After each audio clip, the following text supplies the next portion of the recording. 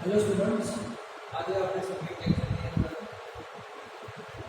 સર્વેર compass વિશે જોઈશું. Last time આપણે ટેમ્પરરી એડજસ્ટમેન્ટ અને પરમનન્ટ એડજસ્ટમેન્ટ વિશે જોયું હતું. હવે આપણે સર્વેર કંપાસ વિશે જોવાનું. તો એની અંદર circular compass, circular grass box આ જે છે એ બધા કોમ્પોનન્ટ છે. અલગ અલગ ભાગના આપણને નામ આપેલા છે.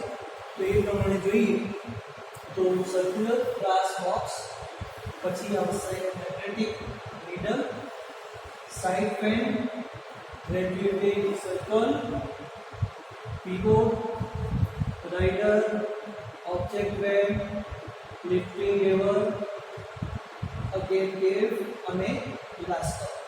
બરાબર. આજે આમાંથી અમુક વસ્તુ જે છે એ આપણે પ્રિઝમેટિક કંપાસની અંદર જોઈ ચૂક્યા છીએ, ભણી ચૂક્યા છીએ.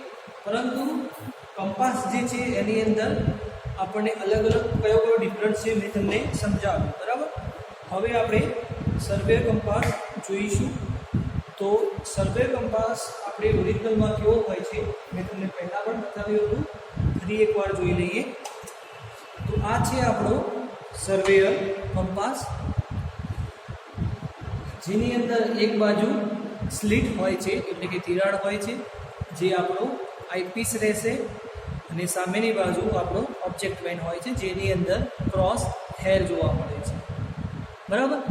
હવે આ જે કંપાસ છે એની અંદર સૌપ્રથમ વાત કરીએ તો ગ્રેજ્યુએટેડ સર્કલ એટલે કે એના ઉપર લખાણ લખેલા હોય છે માપના. જ્યારે પ્રિઝમેટિક કંપાસની અંદર વાત કરીએ તો માપ જે હતું એ નીડલ ઉપર લખેલું હતું, અને નીડલની સાથે જે મેઝરમેન્ટ છે એ રોટેટ થતું તમને જોવા મળે છે. બરાબર. તો બંનેમાં તમને એક તફાવત જોવા મળે છે. બીજી વસ્તુ એ કે કંપાસની અંદર, પ્રિઝમેટિક કંપાસની અંદર 0 to 360 મેઝરમેન્ટ આપણે લઈ શકીએ છીએ, જ્યારે સર્વેર કંપાસની અંદર 0 to 90 સુધી મેઝરમેન્ટ લઈ શકીએ છીએ. બીજી વસ્તુ એ થશે કે આ કંપાસ જે છે સર્વેર કંપાસ, એની અંદર 0 આપણને નોર્થ અને સાઉથ 0 મળશે, અને ઈસ્ટ અને વેસ્ટ 90 એંગલ મળશે. બરાબર. જો તમને દેખાતું હોય આની અંદર તો આપણે જોઈએ કે અહીંયા 10, 20, 30, 40, 50, 60, 70, 80 અને પછી ઈ લખેલો છે. બરાબર. પછી આવશે 80, 70, 60, 50, 40, 30, 20, 10 અને 0. એટલે આ રીતે માપ બદલાતા રહેતા હોય છે. હવે આપણે જઈએ કે અલગ અલગ કમ્પોનન્ટ કયા કયા છે જે આપણે અહીં લખેલા છે એ પ્રમાણે સમજીશું. તો સૌપ્રથમ જોઈએ તો સર્કલ બ્રાસ બોક્સ. બરાબર. તો આ જે આપણે જોઈ રહ્યા છીએ એને કહે છે બ્રાસ બોક્સ. બરાબર. જે આને કેપ છે, જે આપણે પ્રિઝમેટિક કંપાસની અંદર કેપ હતી એવી જ છે. આ રીતે આપણને જોવા મળી રહ્યું છે. બીજી વસ્તુ છે કે મેગ્નેટિક નીડલ. પ્રિઝમેટિક કંપાસની અંદર મેગ્નેટિક નીડલ હતી, એની સાથે સાથે આપણી મેઝરમેન્ટ હતા, જ્યારે આની અંદર એક સિંગલ નીડલ જોવા મળશે તમને, કે એની આજુબાજુ જે મેઝરમેન્ટ લખેલા છે એ ફિક્સ રહેશે. ખાલી આની અંદર આપણી નીડલ જ મૂવમેન્ટ કરશે. બરાબર. જે આપણે અહીં જોઈ રહ્યા છીએ. બીજી વસ્તુ એ કે જે આપણને અહીંયા રેડ કલર દેખાય છે એ આપણી નોર્થ ડાયરેક્શન છે, જ્યારે પ્રિઝમેટિક કંપાસની અંદર આપણને એન લખેલો જોવા મળે છે. સેકન્ડ વસ્તુ જોઈશું સાઇડ પેન. તો ઓબ્જેક્ટ પેન અને સાઇડ પેન આપણે પહેલાં જોઈ લઈએ. તો આ જે તમને દેખાય છે અહીંયા, એ જે છે એ તમારી સાઇડ પેન છે અહીં, અને આ જે છે એ ઓબ્જેક્ટ પેન, આ છે તમારી સાઇડ પેન. બરાબર. આની અંદર તમને એક સ્લિટ જોવા મળે છે, તિરાડ જેવું જોવા મળશે. બરાબર. ને સામે ક્રોસ હેર છે. હવે આની અંદર કઈ રીતે જોવાનું, તો આ રીતે જોવાનું થશે તમારે, કે સામે તમને ક્રોસ હેર દેખાય, અને હું અહીંયા ટ્રાય કરીશ કે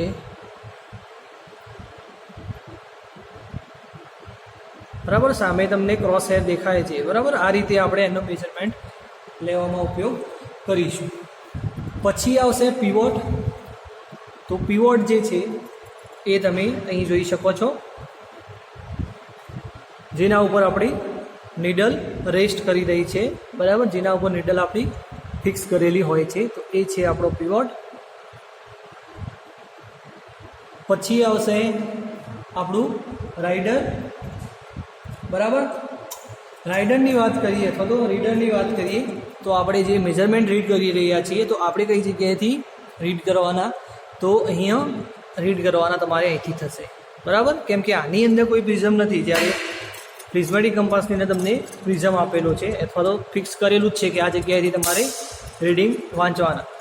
જ્યારે આની અંદર શું છે કે તમારે ઉપરથી જોવાના રહેશે, આ રીતે કે તમારું જે પણ રીડિંગ થશે એ કેટલું થયું તમે અહીંથી જોઈ શકશો.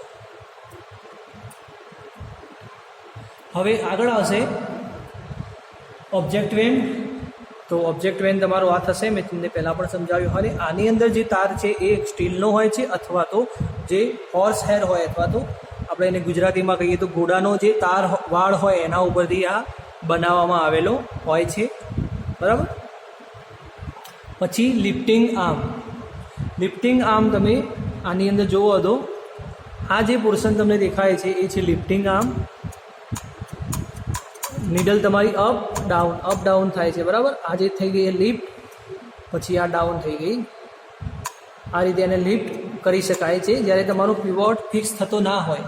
કોઈ ફિક્સ ઘણી વખત શું થશે કે આજુબાજુ તમારી પાસે મોબાઈલ અથવા તો કોઈ સ્ટીલ વસ્તુ હશે તો એના કારણે તમારો જે નીડલ છે એ જલ્દી ફિક્સ નહીં થાય. તો એને ફિક્સ કરવા માટે આપણે કંપાસ લિફ્ટિંગ લીવરનો ઉપયોગ કરતા હોઈએ છીએ, બરાબર. પછી કેપની તમને વાત કરી, એટલે કે જે ઉપર કવર આવે છે એને આપણે કેપ કહીશું. જે ઉપરનો જે કાચ છે એના રક્ષણ માટે અથવા તો ધૂળ કચરો એડ ના થાય પ્રોટેક્શન માટે કવર આવે છે, બરાબર. અને ગ્લાસ કવરનું પણ કામ એ જ છે, જે આપણે લાસ્ટ જોયું કે અંદરનું જે રીડિંગ છે એ આપણને સારી રીતે વાંચી શકીએ, બરાબર. અને એ માટે અને અંદર કોઈ પણ જાતની ધૂળ કચરો એડ ના થાય એ માટે આપણે ગ્લાસ કવર હોય છે, બરાબર. તો એક વખત ફરી જોઈ લઈશું કે કયા કયા આપણે પાર્ટ સર્વે કંપાસની અંદર આવતા હોય છે. તો નંબર 1 છે સર્ક્યુલર બ્રાસ બોક્સ, બરાબર. Circular brass box. પછી આવશે આપણું મેગ્નેટિક નીડલ. મેગ્નેટિક નીડલ એટલું તમે યાદ રાખજો કે મેગ્નેટિક નીડલની સાથે તમારા જે મેઝરમેન્ટ લખેલા છે, માપ લખેલા છે એ રોટેટ થતા નથી, એટલે કે ફરતા નથી. જ્યારે સર્વેયર કંપાસ પ્રિઝમેટિક કંપાસની અંદર તમારું એક જ કમ્પોનન્ટ હોય છે, જેને આપણે નીડલ અને ગ્રેજ્યુએટ રિંગ તરીકે ઓળખતા હોઈએ છીએ, બરાબર. પછી આવશે નેક્સ્ટ જે છે એ છે સાઇટ વેન. તો સાઇટ વેન આપણે સાઇટ વેન અને ઓબ્જેક્ટ વેન એ બે સામસામે હોવા જોઈએ. સાઇટ વેનની અંદર તો સાઇટ વેન અને ઓબ્જેક્ટ વેન પણ આપણે જોઈ ચૂક્યા છીએ, જે બાજુથી આપણે જોવાનું હોય અને કઈ બાજુથી આપણે ઓબ્જેક્ટને બાયસેક્ટ કરવાનો હોય એ વસ્તુ પણ આપણે જોઈ લીધી. પછી આપણે ગ્રેજ્યુએટેડ સર્કલની વાત કરી. તો સર્કલ આપણું ફિક્સ રહેશે, જ્યારે પ્રિઝમેટિક કંપાસની અંદર સર્કલ આપણું રોટેટ થતું હશે. પીવોટને આપણો ઉપયોગ શાના માટે કરીશું? પીવોટ જે છે એનો ઉપયોગ આપણે નીડલને રેસ્ટ કરવા માટે, ફિક્સ કરવા માટે કહીશું. પછી આવશે રીડર, એટલે આપણે કઈ જગ્યાએથી રીડિંગ લેવાના, તો એના માટે આપણે પ્રિઝમેટિક કંપાસની અંદર પ્રિઝમ હોય છે, જ્યારે આપણે ઉપરથી રીડિંગ લેવાના હોય છે. પછી આવશે ઓબ્જેક્ટ વેન, જે આપણે જોઈ લીધું. પછી લિફ્ટિંગ આર્મ, એટલે કે જ્યારે આપણે નીડલ ફિક્સ ના થતી હોય, વારંવાર ફ્લક્ચ્યુએટ થતી હોય, અથવા તો નીડલને અથવા તો જે પીવોટ છે એને ઘસારો ઓછો પડે એ માટે લિફ્ટિંગ આર્મનો આપણે ઉપયોગ કરતા, લિફ્ટિંગ લીવરનો ઉપયોગ કરતા હોઈએ છીએ. પછી આવશે ગેટ ક્લેપ, ઉપર જે ગ્લાસનું કવર આવે છે એના પ્રોટેક્શન માટે, અને ગ્લાસ કવર એટલે કે આપણે સારી રીતે રીડિંગ વાંચી શકીએ તો એ માટે ઉપર ગ્લાસ કવર આપેલું હોય છે. હવે આપણે આગળ જોઈશું કે નેક્સ્ટ આપણે ટોપિક જોઈશું, જેની અંદર આપણને પ્રિઝમેટિક કંપાસ અને સર્વેયર કંપાસની સરખામણી આપેલી છે, બરાબર.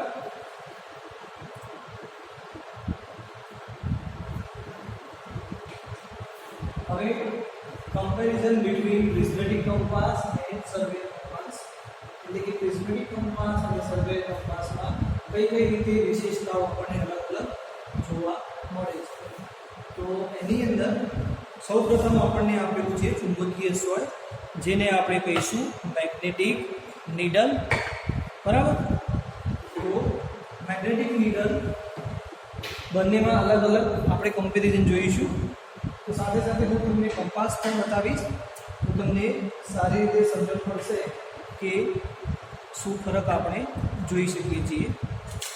તો પ્રિઝમેટિક કંપાસ જે હોય છે એમાં ચુંબકીય સોય ચપટી અને સરખી પહોળાઈની હોય છે.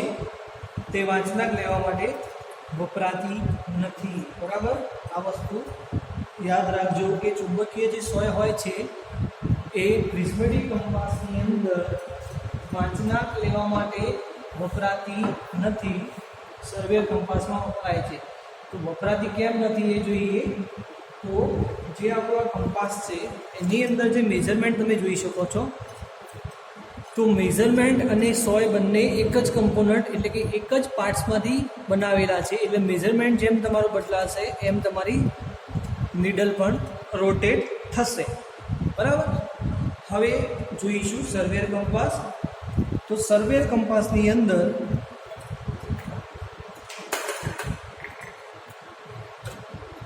તમારી સોય જે છે એ અને તમારું જે વાંચનાક છે એ બંને અલગ અલગ રીતે લખેલા છે. બરાબર. આપણે અહીં જોઈ શકીએ છીએ કે જે સોય છે એ અને વાંચનાક બંને સાથે મૂવમેન્ટ થતા નથી, અલગ અલગ મૂવમેન્ટ થાય છે. તો ચુંબકીય સોય વચ્ચેના ભાગે પહોળી હોય છે અને કોર્નર ઉપરથી કે એન્ડ પોઈન્ટ ઉપરથી અણીદાર હોય છે. બરાબર. અને જેની અણી આગળનો પોઈન્ટ છે ત્યાંથી આપણે વાંચનાક લેતા હોઈએ છીએ, જે અહીંયા રેડ કલરનું માર્ક કરવામાં આવેલું છે ત્યાંથી આપણે માપ લેતા હોઈએ છીએ. પછી આવશે અંકિત કાર્ડ એટલે કે ગ્રેજ્યુએટેડ કાર્ડ અથવા તો રિંગ. તો અંકિત કાર્ડ જે હોય છે એ પ્રિઝમેટિક કંપાસની અંદર સોય સાથે જડેલું હોય છે, જે મેં તમને પહેલાં પણ કીધું. ચુંબકીય સોય સ્થિર રહેતી હોવાથી કાર્ડ પણ સ્થિર રહે છે, એ આપણે અહીં જોઈ શકીએ છીએ. અને જે અંકિત કાર્ડ છે એની ઉપર 0 થી 360 સુધીના મેઝરમેન્ટ લખેલા છે ઘડિયાળની કાંટાની દિશામાં. બરાબર. જેની અંદર જોઈએ તો દક્ષિણ દિશા ઉપર 0 મળશે આપણને, પશ્ચિમ દિશા ઉપર 90, ઉત્તરે 180 અને પૂર્વ દિશામાં આપણને 270 માપ લખેલા હોય છે. બરાબર. તમે જોઈ શકો તો આની અંદર લખેલા જ છે. જ્યારે સર્વેયર કંપાસની આપણે વાત કરીએ તો સર્વેયર કંપાસની અંદર અંકિત કાર્ડ ડબ્બી સાથે જડેલું હોય છે, જે આપણે અહીં જોઈ શકીએ છીએ કે જે અંકિત કાર્ડ છે એ મૂવમેન્ટ થતું નથી સોયની સાથે. બરાબર. એટલે કે આપણે સેકન્ડ નંબરની વાત કરી રહ્યા છીએ બોર્ડમાં. બરાબર. આની વાત ચાલી રહી છે, તો એ મૂવમેન્ટ થતું નથી. અને જેનું રીડિંગ આપણે જોઈએ તો 0 થી 90 સુધીનું મેઝરમેન્ટ હોય છે, મેં તમને પહેલાં પણ કીધું. અને જેમાં પશ્ચિમ દિશામાં ઉત્તર અને દક્ષિણ દિશા ઉપર જોઈએ તો ઉત્તરે 0 અને આપણે દક્ષિણે 0 મેઝરમેન્ટ હોય છે, જ્યારે પૂર્વ અને પશ્ચિમ દિશામાં આપણને 90 મેઝરમેન્ટ મળતું હોય છે. બરાબર. તો આ રીતે આ કંપાસની અંદર મેઝરમેન્ટ આપેલા હોય છે. પછી વાત કરીએ રીડિંગની. તો રીડિંગની અંદર